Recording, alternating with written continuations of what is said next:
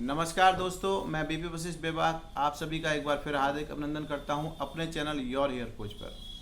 साथियों, जैसा कि हम रोज़ आपके सामने एक नया प्रश्न, एक नया विषय या नई जानकारी लेकर उपस्थित होते हैं, तो आज भी हम एक नई जानकारी के साथ आपके सामने प्रस्तुत हुए हैं।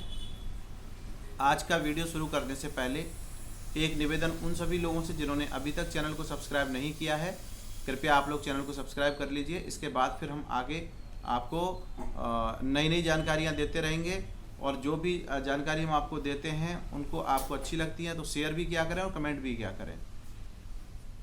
साथियों, वैसे तो हम आपको रोज़ एक टिप देते हैं हेयर के बारे में। वैसे कल हमने आपके आईजी लेवल के ऊपर बताया, ऐसे ही हेयर के लिए देखिए बहुत ज़्यादा टेस्ट इसके लिए नहीं है। अगर कोई डॉक्टर अननेसेसरी आपसे बहुत ज़्यादा टेस्ट करवा रहा है तो ये भी कहीं ना कहीं एक तरह की धांधली है, इसको ध्यान रखिए।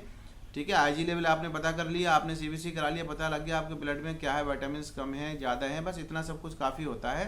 आपका शरीर ओवरऑल ठीक है, सब कुछ ठीक है। अब कुछ हम जानकारी, घरेलू जानकारियाँ भी देना चाहते हैं जो दैनिक जीवन में लोगों के लिए बड़ी जानना आवश्यक है, और जिनकी वजह से लोग कई बार भ्रमित हो जाते हैं कि हमें कई बीमारी ज़्यादा हो गई, कम हो गई, क्या हो गया। इसी क्रम में एक समस्या है, जैसे आजकल मार्केट में आपने देखा होगा कि ब्लड प्रेशर नापने की मशीन आती हैं जो डिजिटल होती है। तो मैं पहले तो आपको ये बता देना चाहता हूँ कि डिजिटल जितने भी इंस्ट्रूमेंट्स होते हैं, चाहे वो शुगर नापने की मशीन हो या आपका ब्लड प्रेशर नापने की मशीन हो या कोई और भी हो, जिसमें हम लोग एक बैटरी का इस्तेमाल करते हैं। जान लीजिए आप, मेरा डिजिटल से मतलब जिनमें बैटरी पड़ती है, इन लोगों का जो मानक होता है हमेशा वेरिएशन होता है इसमें। आप ये ना समझें कि ये एक्यूरेट रीडिंग आपको देंगे, तो आप इसमें 10, 20 प्लस माइनस करके ही चलें हमेशा। ठीक है, अगर किसी का बीपी हाई रहता है और अगर आप मशीन से नाप रहे हैं और मान लो वो आपका 120 के 130 आ रहा है, तो समझ के चलिए कि मोर और लेस वो ठीक ही है। ठीक है, अगर वो 120 वाले का 150 आ रहा है तब वो दिखाएगा कि हाई है। ऐसे ही लो वाले के कंडीशन में अगर वो 70 तक दिखाता है तो ये नॉर्मल है, क्योंकि 80 तक नॉर्मल होता है, और इसके बाद अगर मान लो 50-40 दिखा रहा है तो फिर ये एबनॉर्मल है, डाउन है।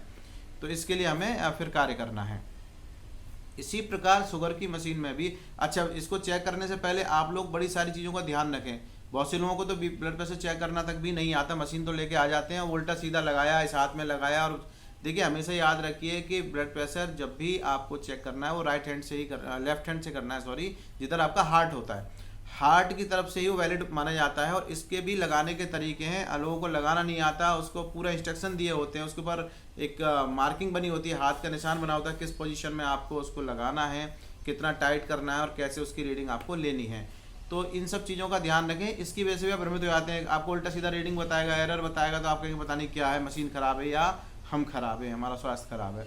तो ऐसा कुछ भी नहीं है, आपका ज्ञान खराब है, उस ज्ञान को ठीक कर लें आप। ठीक है, और उसके इंस्ट्रक्शंस को फॉलो करेंगे तो सही रीडिंग आपको बताएगा, और फिर थोड़ा सा आपका एक्सपीरियंस होता है, आपको पता लग जाता है कि कितनी रीडिंग ठीक है, कितनी गलत है। इसी प्रकार जब आप डायबिटीज़ के लिए शुगर की मशीन लेकर आते हैं, बहुत से लोग ग्लूकोवन रखते हैं घर में। अब इसमें क्या होगा, आप अगर इसको सही से उसको नहीं डालेंगे चेक करने वाली स्ट्रिप को, या आप ब्लड को प्रॉपर मात्रा में नहीं निकाल रहे हैं पिंच करके और उसको प्रॉपर नहीं लगा रहे हैं, तभी भी वो रीडिंग गलत बताएगा। अगर मान लो कम निकला और लगा दिया, रीडिंग में वेरिएशन आ जाएगा। तो ये भी एक सफिशिएंट अमाउंट में होना चाहिए। हाथों को पहले अच्छी तरीके से साफ़ कर लें, उसके बाद ही ब्लड को निकालना चाहिए वहाँ से, और तब उस मशीन में आप चेक करें। अब एक मेन बात, अगर इन मशीनों की बैटरियाँ वीक हो चुकी हैं तभी भी ये आपकी रीडिंग को ऊपर नीचे बताएंगी, तो आप घबराने की आवश्यकता नहीं है। एक्यूरेसी के लिए आप लोग एक बार कहीं और भी जाके अपना ब्लड प्रेशर या शुगर की जांच करा लें, जिससे आपको पता लग जाएगा कि सही रीडिंग आप आखिर आती कितनी है, होनी कितनी चाहिए। तो मैं समझता हूँ ये जानकारी आप लोगों के लिए बड़ी ज़रूरी है, क्योंकि और इसी प्रकार हमने देखा कि थर्मामीटर भी लोग गलत लगाते हैं कई बार, बगैर उसको न्यूट्रल किए सीधा मुंह में डाल लिया। किसी का ऑलरेडी पहले से टेम्परेचर है, वो फिर और हाई कर रहा है। तो थर्मामीटर के लिए सबसे सेफ है कि आप उसको आर्म पिट के नीचे लगाएं और प्रॉपर एक टाइमिंग दें। उसके बाद जब बीप बजेगी तो उसको डिजिटल से देख लें, और ये ठीक आता है। उसके अंदर भी बैटरी पड़ती है, ये भी ध्यान रखिए। अगर वहाँ भी बैटरी में इशू है, अगर वो वीक है, तो वहाँ भी आपका टेम्परेचर भी वेरिएशन आएगा।